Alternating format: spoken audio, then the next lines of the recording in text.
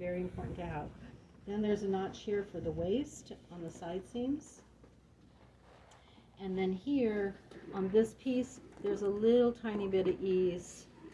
When you're sewing ease, you want to sew with the bigger part on top. Okay, so I'm going to show you on the lining fabric how to do that if you're not sure. Fusing for the buttons, and then I put my straps. I have a notch on my pattern for where to place this one, and this one I'm putting just inside the princess line if you're doing straps. So that's a design feature, up to you how you do it. Then for the sake of this piece, okay, so I've got the back put together, and now I'm going to show you, if you haven't done this before, if you haven't had my sewing class, then you'll know that this needs my notches. I did it on that one, I didn't do it on this one. Let me get the notch. So the notch is from my bottom to just below the bust, single notch there, and then from above the bust to up on both sides. Okay, so you can see right away that this one is going to be just a little bit bigger. If you want to put an ease stitch, number 5 stitch right here, that can help. Do it at about 1/4 of an inch.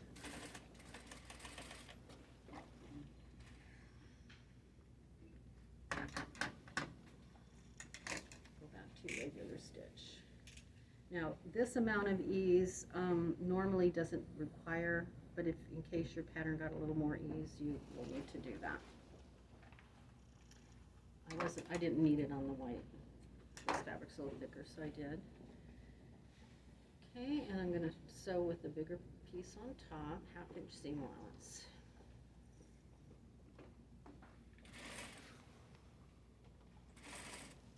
Now you want to make sure you keep these edges at 1/2 inch. Don't let it go over or less. Just keep this at 1/2 inch.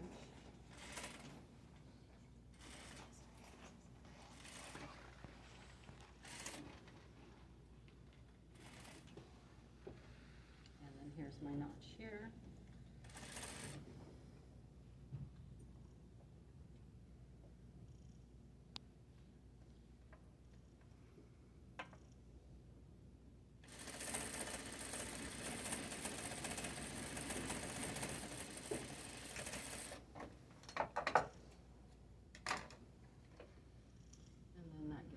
The shape for my bust, right? I'll do this side without the shirring, just so you can see it's possible, but again, depending on the shirring, the amount of shirring you might want to gather.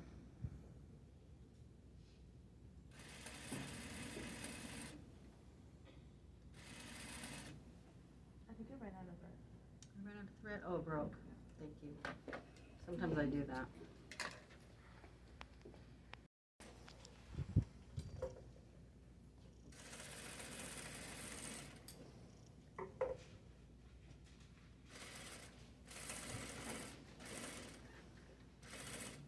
So again, you want to make sure you keep it at 1/2 inch, and you can kind of manipulate your fabric to take that ease.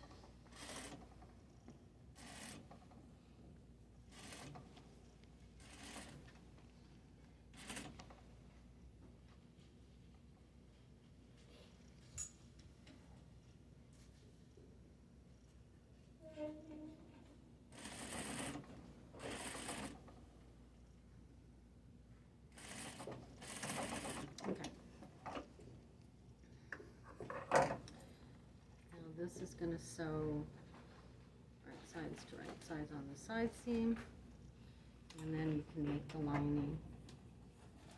Now there's different ways you can leave a portion of these seams open for the lining. I like to use my hem. Are we all doing the lining?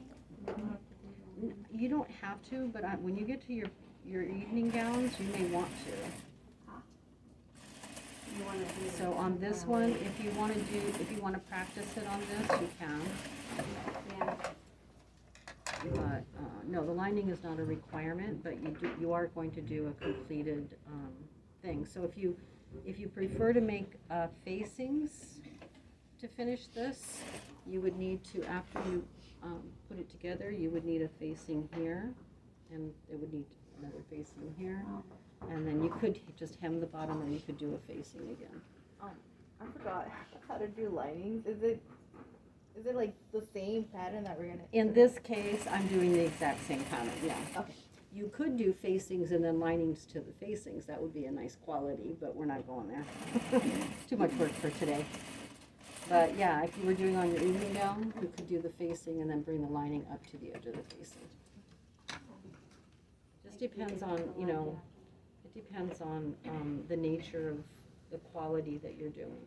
But normally the lining will be the exact same pattern piece for the front. For this one, I'm doing it the same. Okay. Yeah, Okay. I'm not getting too crazy with the lining right now with different seams and stuff. Okay, so I'm gonna start here face to face. So I'm making 2 garments exactly the same, right? I'm gonna start and leave open, I'm gonna leave open at center back to turn it. So I'll start here. Is it possible to do lining with an open back and an closed front? Yeah. I'm betting it is. Yeah, That's what I was thinking of doing. I think it looks better. yeah, sure, whatever your design is. So this is 1/4 inch seam allowance.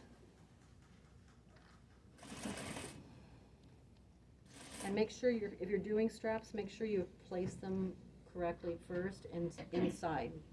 Don't leave them out.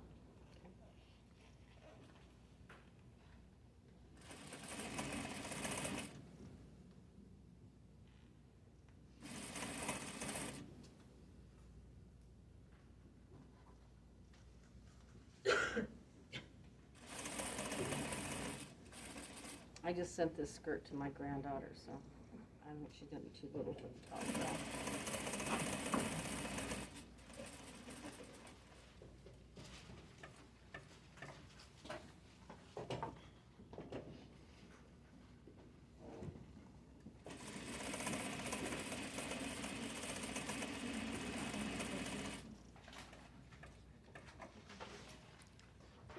Okay, I'm doing all my seam allowance, the Fashion Institute method, all to the back.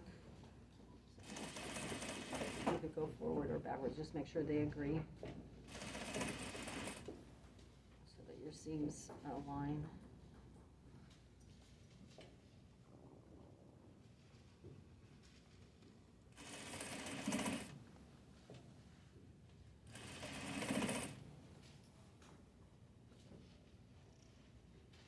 You could also, with the lining, you could press them open, clip them and press them open. I just didn't have the time to do all that. And I don't want you to take all your class time doing that either. So I'll just press them as if they were overlocked seams, although you don't need overlock with the lining. It's my center back. Now if I was going to put the elastic in, I would make another tunnel for that.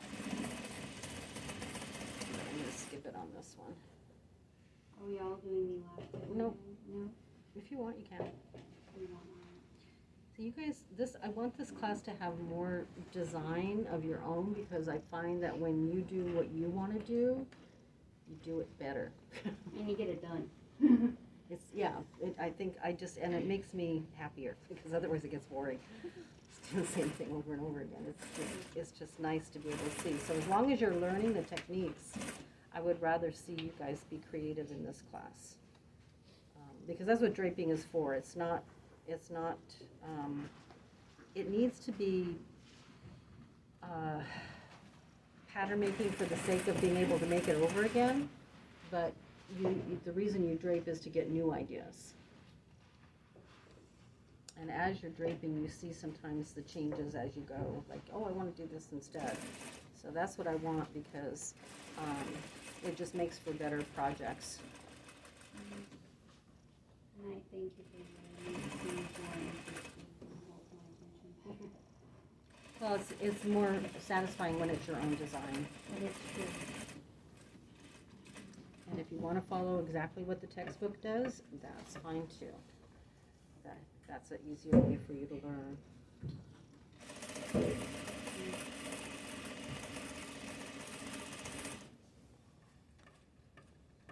Okay, now if I was really doing this for sale, for a personal order, or for a production order, I'd probably go into understitching as well up to the lining, but for the sake of time, I'm not going to do that right now. It'll take too long. Or top stitching. You could press it and then top stitch it.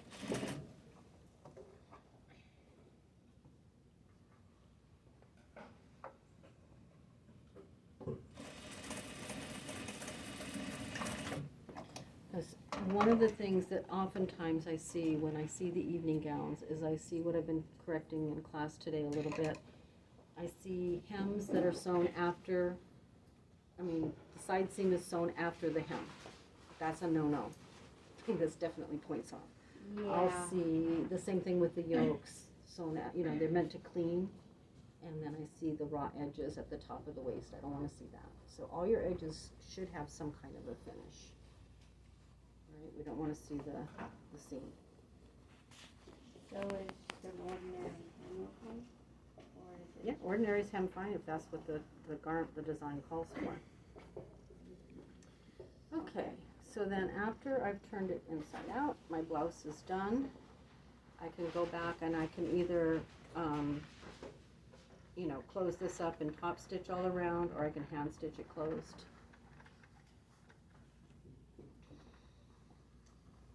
Take this and get this pressed out.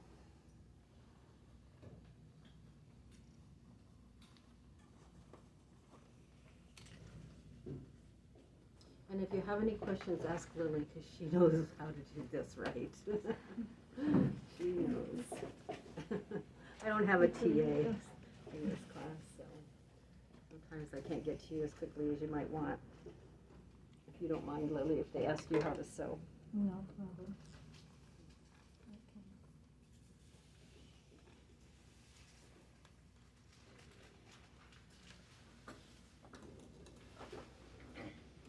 How would you finish this off? Would you do a top stitch or an understitch? On this one, probably a top stitch on this material. If I was doing it like in a really nice brocade or a satin or something where I didn't want to see stitching, then I would understitch. Okay, and then same thing on the other side, I push it out, and then I've got my buttons and buttonholes. My straps are all done. Okay, so you do your own design. This was just something I added to the textbook model. The textbook, when I followed the textbook, they had the princess line going off like this. That's totally fine. I usually prefer to keep it on, but that was the lesson from the text the last time I taught this particular lesson. So wherever your line is, if it's in the natural, but because I didn't have the natural princess line for that point, I had to give myself a notch here, whereas in the back I used the princess. Are we supposed to put straps? No, Okay. just an option. If you were making a top like this, it wouldn't stay on the body, so you'd have to have them. But if you are doing a fitted garment to a model, you're going to get that exact measurement. And that's also why I showed you put elastic in the back, because even with the straps, in my business, it's 2 inches for every size. So that's a lot to be big. But if you're like a ½ inch too big for a medium and you need the large, but you've got another 1.5 inches to grow, you need something to bring it in closer. So most of our clothes are like that. Most of our clothes are not cut for your personal measurements, right? And so that's why with a woven, you really have to give it some fit options in your designs when you're thinking, because not every garment, well, actually 99.9% of all garments are off the rack, right? They're not, you don't want to go pay extra for tailoring, so you have to give some flexibility in that fit, in that design. When it comes to knits, that's a whole other story. And next week with the bias, I am going to show draping a cowl with the woven muslin, but also with knits. So you can see how knits handle a little differently.